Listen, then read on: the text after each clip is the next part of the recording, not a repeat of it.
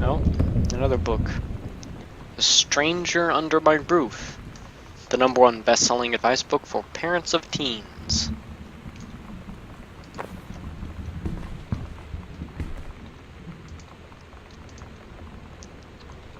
Oh, there's a number. 0451. Dear Terrence, David asked me to write you regarding the reviews you've been submitting in the last few months. Frankly, they're becoming more trouble than they're worth from an editing standpoint. There's a word limit. It's your job to stay under it, not mine to cut back to it.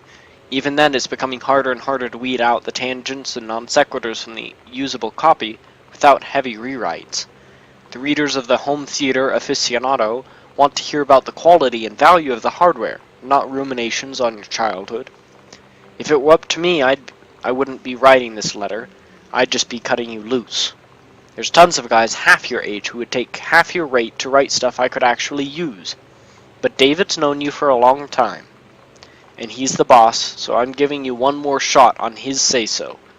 You should write him a nice note thanking him for his patience and generosity. Look through your old stuff and start submitting reviews like that again. Then everyone will be happy.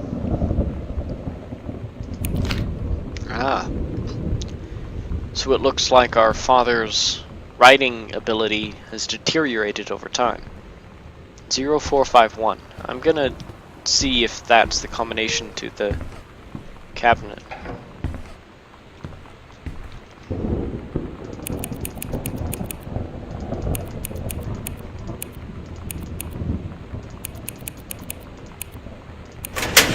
Aha!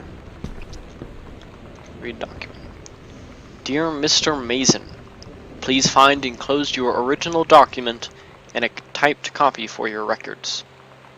The notarized copy has been filed at our offices. Thank you for entrusting our firm with this important matter. I, Oscar Mason, possessing full competence of mind and memory, and after full survey of valued items to my name, do hereby declare this document my last will and testament. The following shall hold true upon my passing. 1. I declare that I am a lifelong resident of Boone County, that I am unmarried and have no children.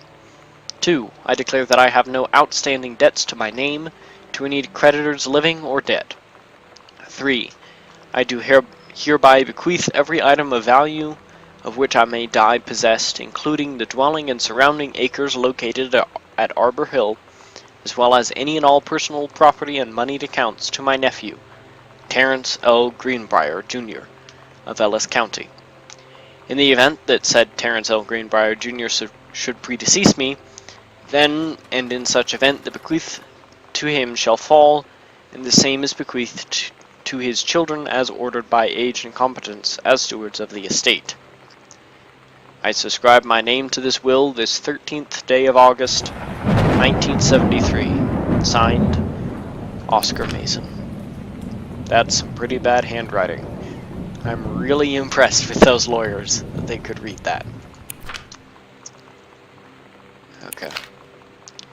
Well, that confirms what I thought.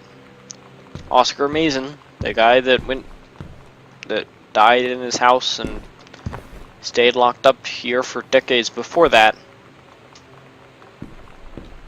lived here. Which means this is the crazy house. That was messed up. As in, I didn't do that right. Anyway, National Forestry Manual. Cool. We can go foresting. Coupons. Save 25 cents. Potts Quality Tours. Artistic Tours. Laura McGarvey. Ooh, Jamaica. There's one more room over here. Oh, a note. Katie, please tell Mom and Dad sorry about the stuff that's missing. Sam. Okay. More coupons. More coupons. It's the same thing. It's the same texture. Highlighters. Nothing in there. A note. Hi, Lonnie. So if you wanted to come over to my house still this afternoon, that would be cool. I can drive. It's kind of far, but I can drive you home too, so hopefully that's fine.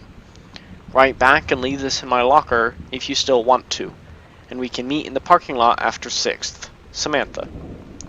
Yeah, I am totally in. See you there. Then I'm gonna kick your butt. Get ready, L. Hadouken! So you know what they say about the best laid plans of mice and men? Yeah, turns out it applies to Street Fighter too. At least I worked up the courage to walk into the 7-Eleven and ask for a turn, but all that practice at home did not exactly translate in the wild. So after I was finished getting my butt kicked, I followed them outside while they smoked. And that was when she asked me if I was that psycho house girl. But then she said she's always really wanted to see the psycho house. Her name is Lonnie. She's coming over tomorrow. Okay. More pieces fall into place. Oh. Please, whatever you found, don't tell Mom and Dad. The attic.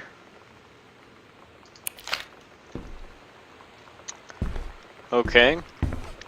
So apparently, if we go up to the attic, we're gonna find some creepy stuff. So that's a nice thing to look forward to, isn't it? Textbook. World History. Dr. Jitters. It's an accurate name. Read the assignment.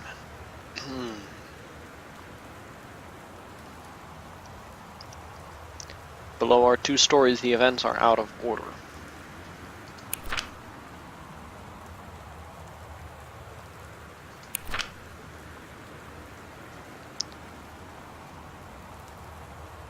Get a sheet of paper and put the sentences in chronological order. Menstrual cycle and the life of a sperm cell. That is not the right thing. The menstrual cycle, a novella.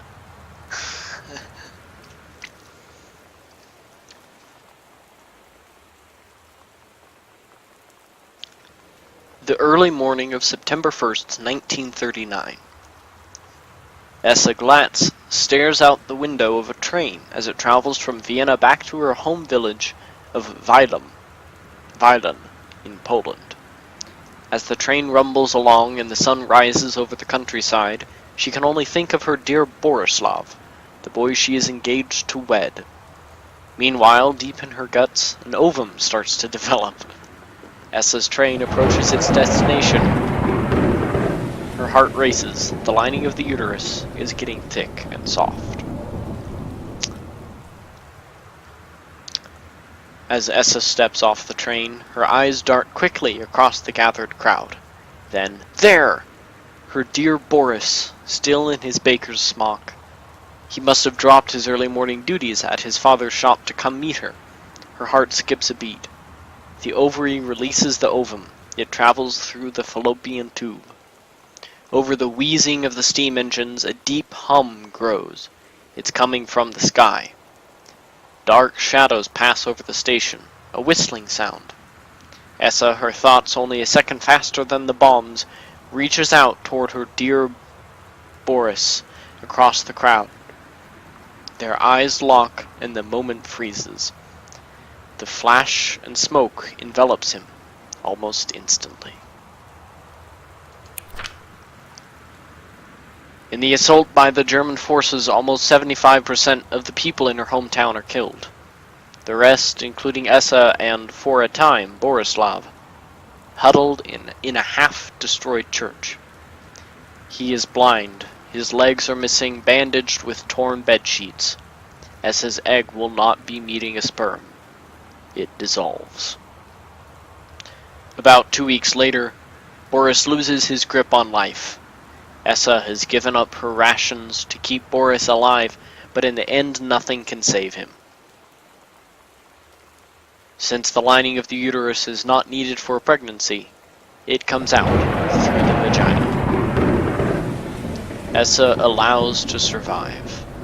Essa vows to survive. She sets off to join the Polish resistance as a daring spy and saboteur.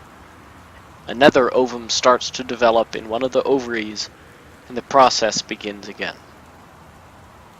It is incredible how the female body knows how to prepare for pregnancy. "See me," says the teacher. Well, I'm not surprised. That's a very unconventional way of doing that. But it was well done. Much better than her father.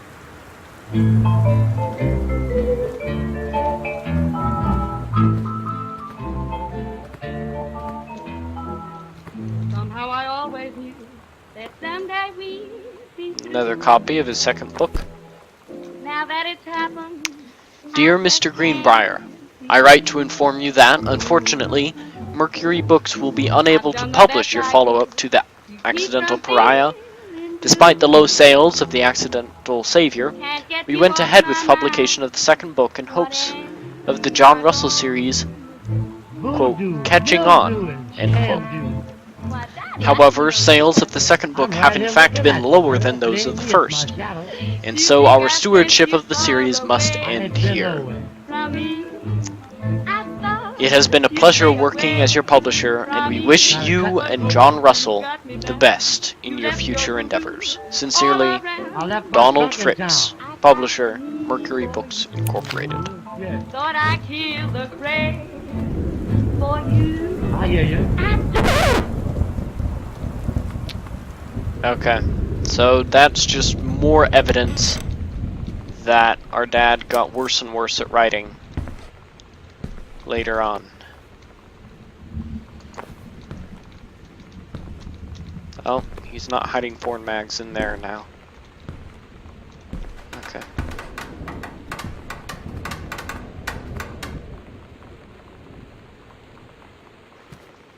Old house. Old house. Okay. I think there's one more room in here to check. And then I'm gonna put in a cut. Locked. Okay. Well, I think that's where I'm gonna stop this episode. So thank you very much for watching. And I'll see you next time.